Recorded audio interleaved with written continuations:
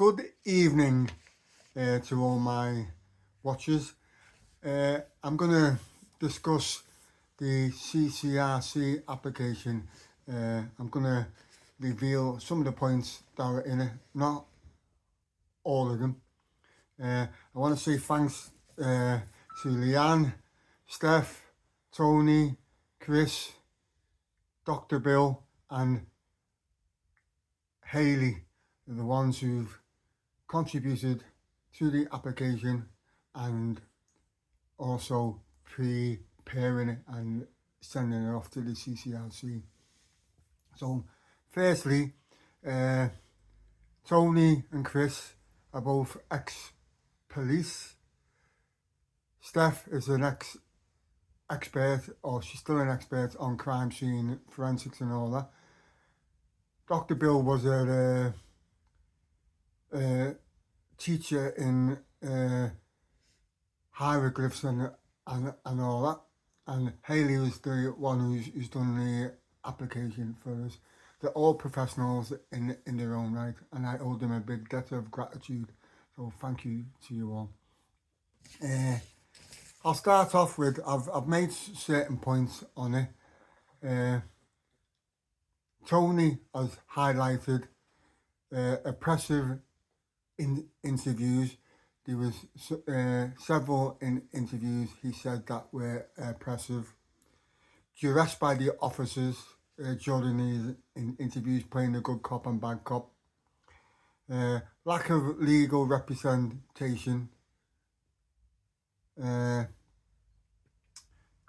was threats to my life to ensure my co-accused was actually absolved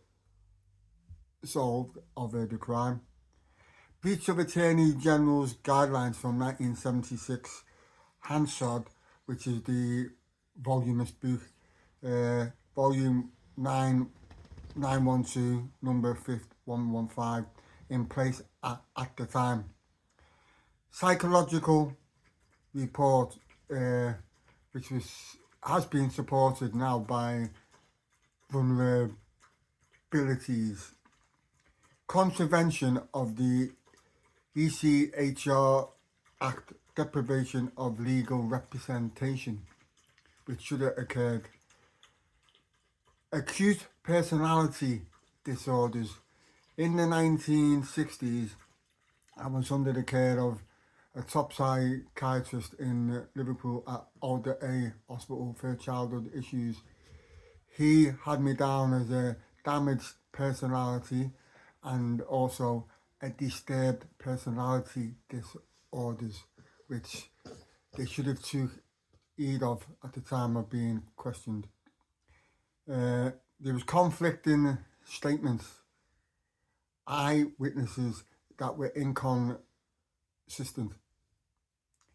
Forensic evidence deficiencies, which have been highlighted by Tony in the keeping evidence, testing the evidence, which didn't happen.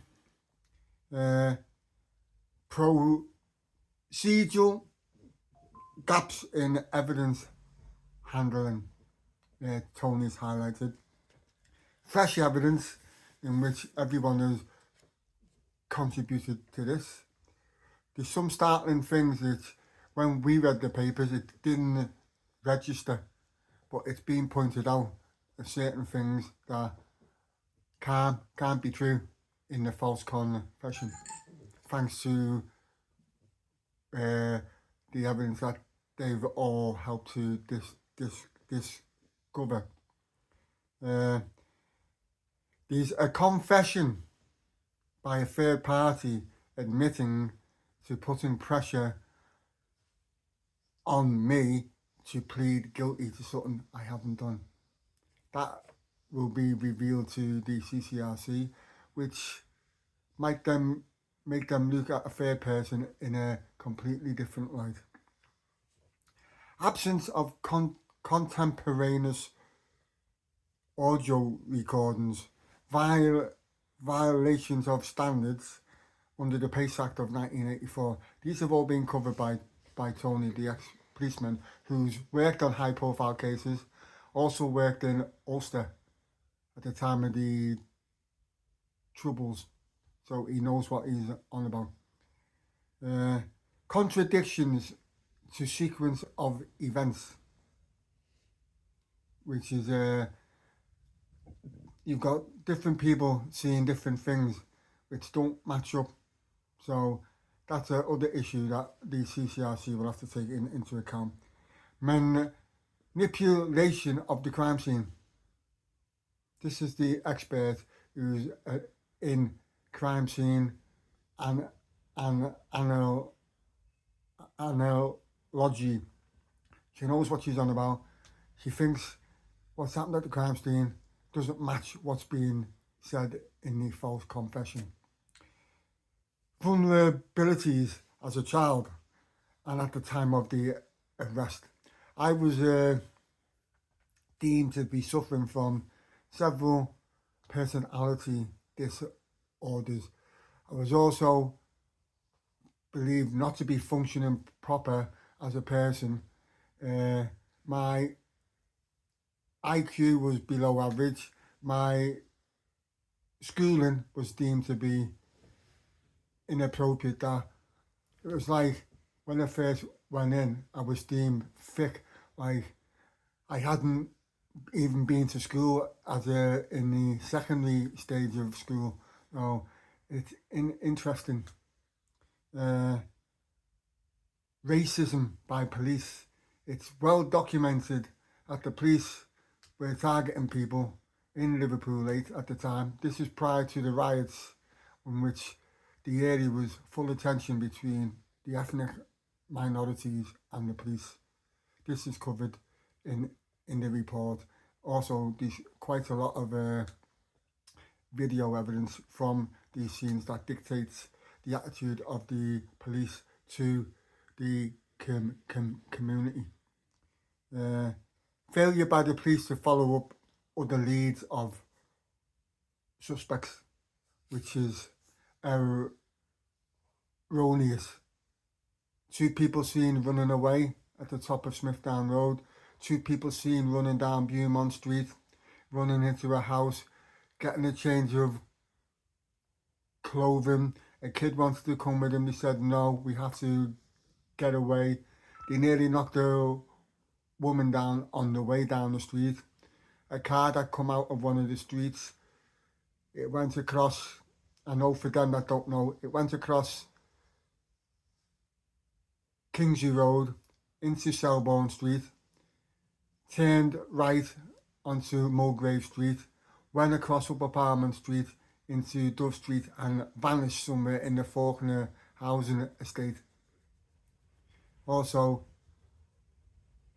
you've got 3 girls that were seen going in and out of the back of the shops from Lawton Street, in which there was a garage on Lawton Street and there was a pub on the corner of Lawton Street, which people seen these kids going in, and these kids had keys and never ever traced. So we don't actually know who it is, but it's suspicious.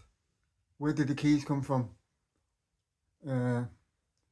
Long strands of hair were supposed to have been found in the victim's hands at the time.